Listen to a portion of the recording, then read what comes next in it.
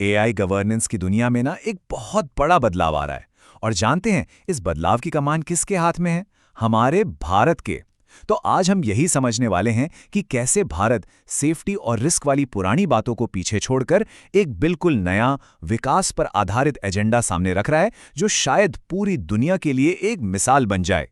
तो चलिए एक नजर डालते हैं कि आज हम क्या क्या देखने वाले हैं। सबसे पहले हम बात करेंगे इस नए एआई एजेंडा की। फिर हम भारत के 3 सूत्रों को गहराई से समझेंगे: लोग, ग्रह और प्रगति। और आखिर में हम ये भी देखेंगे कि इस भविष्य को गढ़ कौन रहा है।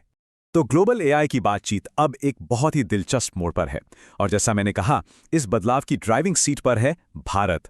चलिए समझते हैं कि ये नया एजेंडा आखिर है क्या। देखिए, अब तक क्या हो रहा था। जब भी एआई की बात होती थी, जैसे यूके या साउथ कोरिया में जो समिट्स हुए, तो सारा जोर सिर्फ एक ही चीज पर था: खतरा, सेफ्टी, रिस्क। लेकिन भारत कह रहा है, रुको, बस खतरों की बात नहीं होगी। अब फोकस शिफ्ट हो रहा है खतरों से हटकर विकास और नए मौकों पर। और ये बयान भारत की सोच को बिल्कुल साफ कर देता है। भारत अब एआई रेवोल्यूशन में सिर्फ एक दर्शक बनकर नहीं रहना चाहता, ना ही सिर्फ दूसरों के बनाए नियम फॉलो करना चाहता है। नहीं, अब भारत खुद एक की आर्किटेक्ट यानी एक मुख्य निर्माता बनना चाहता है। मतलब अब हम सिर्फ गेम खेलेंगे नहीं, गेम के नियम भी बनाएंगे। तो भारत की इस पूरी स्ट्रैटेजी का आधार क्या है? इसकी नींव टिकी है 3 स्तंभों पर, जिन्हें बहुत खूबसूरती से सूत्र कहा गया है। यही वो 3 सूत्र हैं जो भारत की पूरी एआई पॉलिसी को गाइड करते हैं: लोग, ग्रह और प्रगति। चलिए सबसे पहले सूत्र की बात करते हैं, जो शायद सबसे ज्यादा जरूरी है: लोग, यानी कि पीपल। ये सिद्धांत साफ कहता है कि एआई टेक्नोलॉजी का आखिरी मकसद सिर्फ एक होना चाहिए: इंसानियत की सेवा। तो ये लोग सूत्र असल में है क्या? इसका सीधा सा मतलब है कि एआई कुछ अमीर या पावरफुल लोगों के लिए नहीं है। नहीं, ये समाज के हर एक इंसान के लिए है। ये टेक्नोलॉजी ऐसी होनी चाहिए जो सबको साथ लेकर चले, मतलब इंक्लूसिव हो और सबकी पहुंच में हो। लोगों की बात हो गई, अब आते हैं दूसरे सूत्र पर: हमारा ग्रह, द प्लैनेट। अक्सर जब टेक्नोलॉजी की बात होती है ना, तो हम पर्यावरण को भूल जाते हैं। लेकिन भारत का ये फ्रेमवर्क इस बहुत जरूरी पहलू पर ध्यान देता है।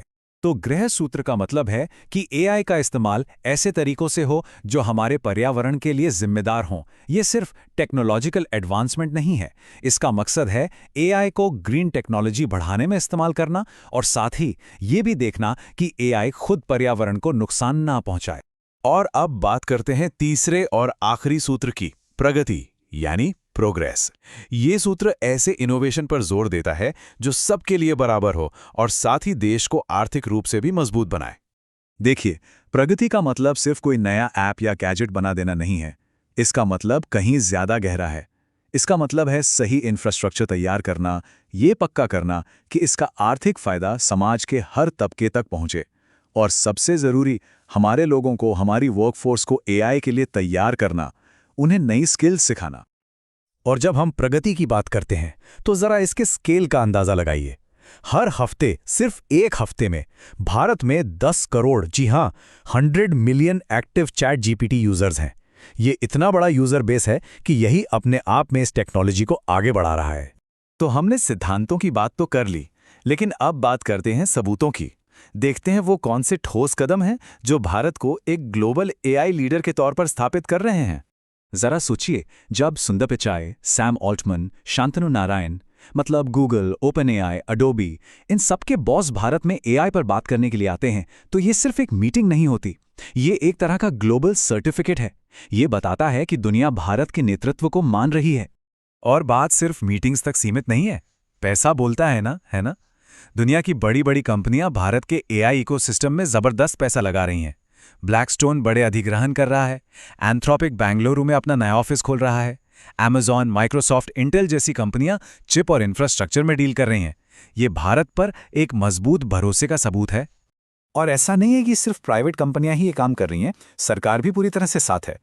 $1.1 बिलियन का एक बहुत बड़ा सरकारी वेंचर कैपिटल फंड बनाया गया है। इसका मकसद क्या है? भारत के अगली पीढ़ी के एआई स्टार्टअप्स को ताकत देना, उन्हें आगे बढ़ाना। तो कुल मिलाकर बात यह है कि भारत अब सिर्फ एआई पर बातचीत के लिए एक मंच नहीं दे रहा। नहीं, भारत अब पैसा, टैलेंट और अपने विशाल स्केल के दम पर इन बातचीत के नतीजों को, इनके आउटकम्स को तय कर रहा है। ये है लीडरशिप की नई परिभाषा। तो ये सब हमें एक बहुत बड़े सवाल पर लाके छोड़ देता है। भारत जो ये अपना एआई पावर्ड भविष्य बना रहा है, क्या उसका ये लोग ग्रह प्रगति वाला ब्लूप्रिंट पूरी दुनिया के लिए एक नया ग्लोबल स्टैंडर्ड बन सकता है? इसका जवाब तो खैर वक्त ही देगा।